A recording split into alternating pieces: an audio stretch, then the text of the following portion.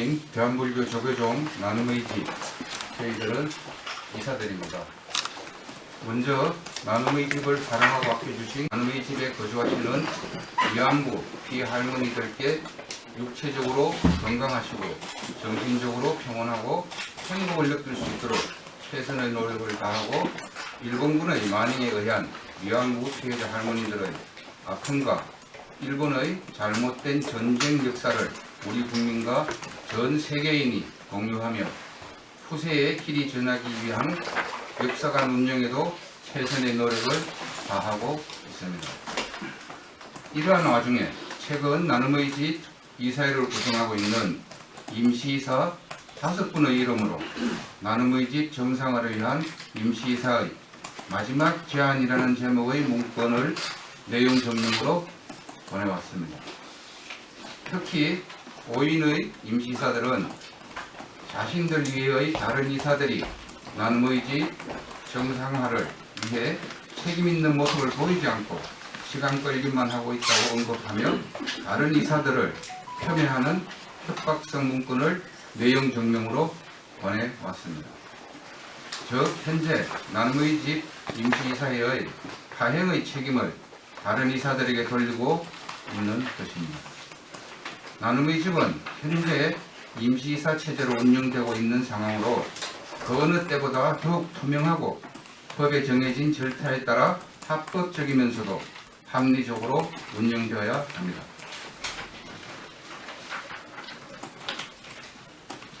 그러나 이사회 개최 통보 절차 위반으로 이사회 개최에 불가하다는 법인 감사의 지적에도 불구하고 임시이사 5분은 이사회를 강행하여 나눔의 집 예산을 통과시키는 등 불법을 자행하였습니다. 또한 역사관 지원 채용에서도 절차와 내용상의 문제가 있어 실무진과 다른 이사들께서 만류에도 불구하고 강행하다 결국 직원 채용을 포기하여 입사 지원 응시자들로부터 항의를 받는 등 정해진 절차를 위반하는 위법 행위를 너무나 해연히 자행하였습니다. 그리고 투명해야 될 임시이사회가 이사회 개최 사항을 지금까지도 다른 이사들의 요구에도 불구하고 계속 비공개로 진행하고 있습니다. 무엇을 감추고 싶고 무엇이 두려워서 비공개로 이사회를 해야 하는지 납득하기 매우 어렵습니다. 특히 5인의 임시이사 명의로 보내온 마지막 제안이라는 문건에 기재된 내용 중 4건은 11월 9일 화요일날 개최 예정인 임시이사회에 상정된 안건이며 나머지 2건에 대하여는 또한 수차례 걸쳐 논의되어 왔던 사안들입니다. 그럼에도 불구하고 이러한 내용을 11월 9일 이사회가 있으니 그 이전인 11월 5일까지 마지막이라는 자극적 용어를 사용하며 답변을 요구하는 임시이사 5분의 행위가 과연 합리적이고 상식적인 주장인지 되묻지 않을 수 없습니다. 위안부 피해자 할머니들과 나눔의 집은 대한민국의 아픈 역사입니다. 일본군 위안부 피해자 문제가 역사의 수면 위로 떠오르면서 여러 곳에서 어렵게 생활하고 있던 피해자 할머니들에게 대해 남다른 관심을 가지셨던 불국의 송월주 큰스님의 헌신적인 노력으로 지금은 우리나라의 대표적인 위안부 피해자 시설이자 역사 교육의 장으로 거듭나게 되었습니다.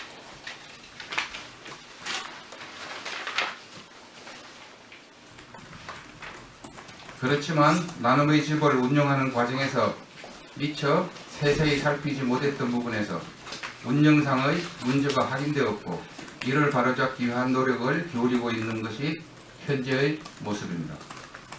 5분의 임시이사분들에게 호소드립니다. 나눔의 집 정상화를 위한 임시이사회는 흑과 백의 논리와 기준으로 나눔의 집을 재단해서는 안됩니다. 더욱이 정해진 관계 법률과 절차에 따라 합리적이면서도 합법적인 임시이사회가 되어야 합니다. 더욱이 나눔의 집이 미래 세대들을 위한 산교육의 장으로 세계인들에게 일본의 만행과 위안부 피해자라는 역사적 진실을 알려내는 전진기지로서의 역할을 할 수 있도록 미래지향적 관점으로 임시사회가 운영되어야 합니다. 나눔의 집 임시사회가 걷고 있는 이 길은 곧 나눔의 집의 역사이자 대한민국의 역사입니다. 기울어져 있다면 바로 세우고 치우쳐 있다면 바로 잡아 공평무사한 객관성과 공정성을 바탕으로 나눔의 집을 위한 역사의 길이 무엇인지 진지한 성찰과 모색을 해야 합니다. 5분의 임시사들께서도 나눔의 집의 조속한 정상화를 위하여 다 같이 지혜를 모아주시길 간곡히 요청드립니다. 2021년 11월 8일 사회복지법인 대한민국 조계종 나눔의 집 이사 이성우, 최세진, 강의철, 한일령. 상의 문제는 첫째 저희들 통합운영 규정에 의해서 인사위원회에 승인을 확보해야 되고 있었습니다. 그런데 인사위원회 승인이 없었고 또 저희들이 공고를 내고 채점을 하는 과정에서 내용상에서는 문헌상에서는 전부 다 학예사를 채용한다고 하고 실제적으로는 학예사를 채용하지 않는 학예사 라이센스가 없는 사람들을 채용하는 것 같은 정말 글만 바꾸면 되는 내용들을 하지 않습니다.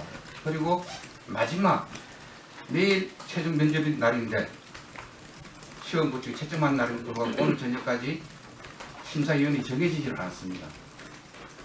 그래서 이런 모든 모순을 여러 가지 다양한 모순을 갖고 있음에도 불구하고 문제를 삼았는데 끝끝내 그걸 강행을 하다가 마지막 최종적으로 할 수 있는 방법이 없어서 포기를 하고 그 포기를 하는 과정에서 학예사 자기 라이센스를 갖고 있던 분들이 지원하셨던 분들은 결국은 저희들한테 이의를 제기해서 저희들 나눔의 집 입장에서는 역사관 입장에서는 매우 명예가 실추되는 그런 상황을 만들게 되었던 것입니다. 또 다른 질문 받겠습니다.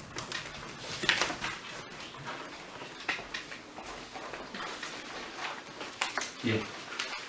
뒤에 부분 하시고 와서 경향신문 노도현이라고 합니다.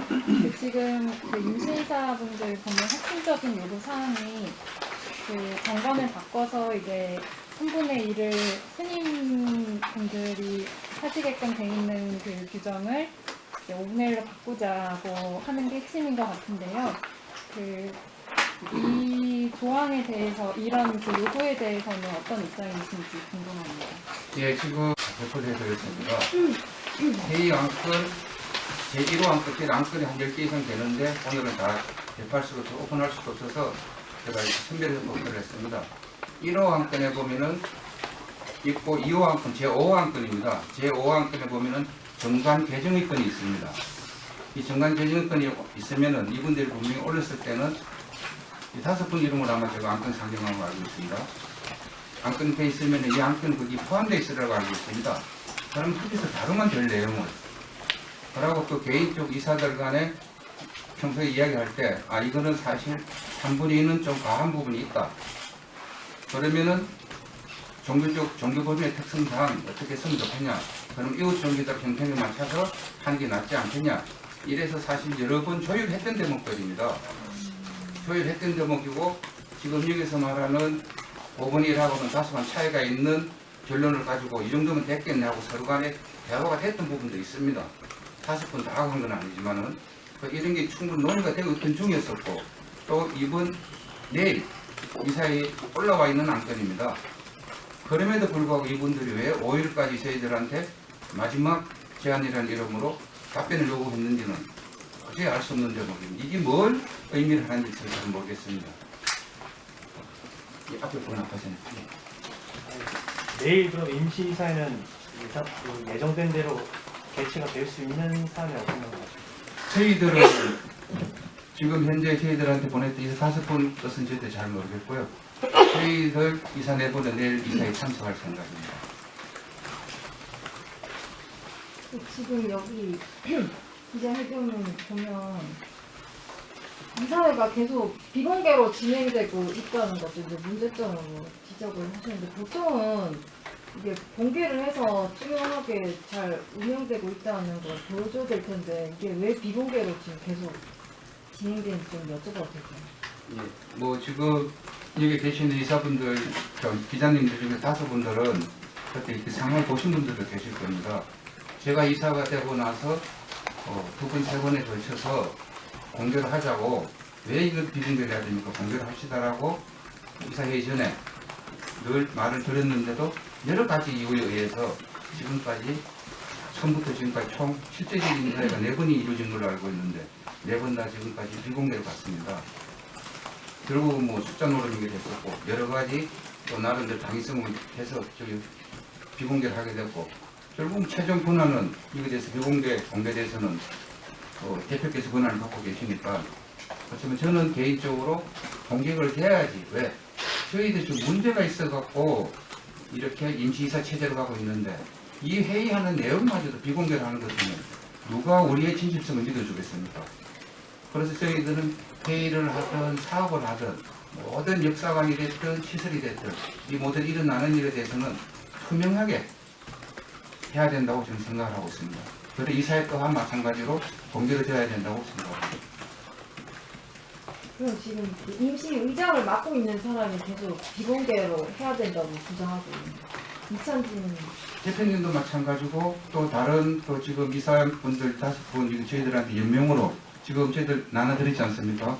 지금 마지막 제안이라는 게 나눠드렸는데 여기 연명되어 있는 5분들은 계속 제가 와서 2번, 3번 요청할 때마다 비공개를 하자고 그렇게 말씀을 하셔갖고 결국은 비공개를 하게 되신 겁니다. 국회 의원입니다. 내용으로 보면 임시이사회의에서 다뤄야 하는 내용임에도 불구하고 일반적인 통보 이렇게 투영하라는 건가요? 뭘 요구하는지 그걸 잘 모르겠습니다. 이분들이 무슨 이유를 가지고 이걸 했을지 정말 저희들보다 더 사회적으로 또 뭐 주의도 있으시고 능수능란하고 여러 가지 뭔 이유인지 모르겠지만 이렇게 한 것에 대해서 저희들은 굉장히 불안해서 지금 이 사회를 전부 기자회견을 지금 요청드렸던 겁니다. 지난 이사회에서도 그러면은 회의가 원활하게 진행이 안 되는 편이었기 때문에 이런 형태의 일권으로 이사를 전달하게 된 건지 궁금하고 예, 그거에 대해서 먼저 예, 이분들이 지금 여기 문제를 삼았던 게 보면은 본인들 5분이 아닌 이사부 5분이 아닌 이거 조교정책이라고 표현을 쓰셨는데 과연 조교정책이 전 뭔지도 모르겠어요. 그래서 제 개인적으로도 조교정책에서 들어온 사람이 아니고 하나의 저도 복지를 담당했던 사람으로서 나름대로의 전문성을 가지고 이사를 지금 추천돼서 들어온 줄 아는데 왜 조교정이라는 표현을 썼는지 그것도 매우 의구심이 있고요. 이분들이 그런 표현을 썼다 하더라도 계속 여기 보시면은